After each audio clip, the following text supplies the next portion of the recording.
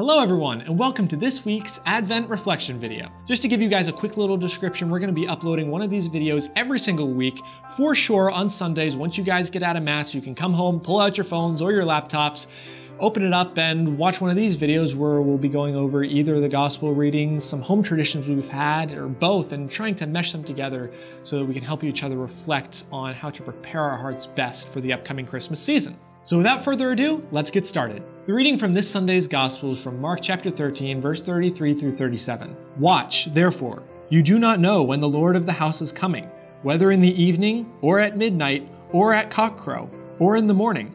May he not come suddenly and find you sleeping. What I say to you, I say to all. Watch. Now, I don't know about you, but I think these readings are super appropriate for this time of year. It's basically telling us not to procrastinate preparing our hearts for the Christmas season, like what I'm low-key doing as finals are right around the corner for me. Just kidding. If any of my professors are watching this, I am not procrastinating my studies for your class.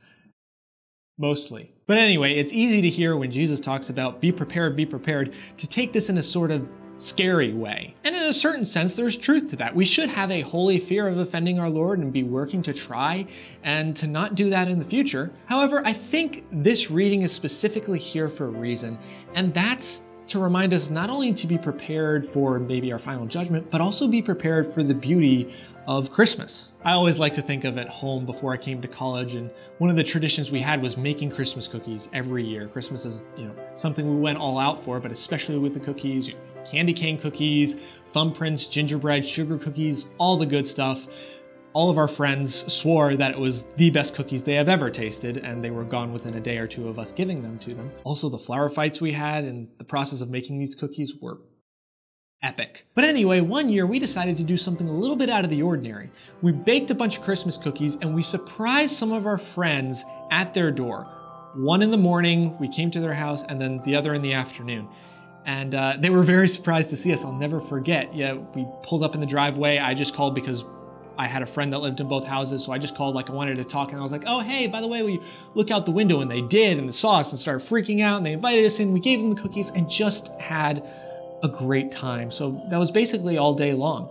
And honestly, it's one of the fondest memories I have of Christmas, probably one of my greatest Christmas memories of all time. And analogously, I think that's what we need to be prepared for this coming Christmas. Not the specific material things, like for instance in this analogy, like with the cookies, but the things that came from that. So the fellowship that was there when we visited our friends and delivered cookies, the prayer that took place once we delivered them and decided to pray a group rosary, and the joy we had in the midst of that time together. I guess the main point is don't procrastinate preparing your heart for Christmas. I think the church puts this out there for a reason. It doesn't say, oh, like, you can we're just getting started, just getting warmed up. No, start preparing your hearts now, right now. Don't be procrastinating so much that Christmas comes and hits you in the face harder than, well, when I would nail my sister in the face with flour during our flour fights, or be surprised when, like my friends were when we came to the door with Christmas cookies. Be prepared for the most beautiful and joyful things about Christmas that sometimes secular society kind of tries to ignore with promoting material pleasures. Guys, Advent is here.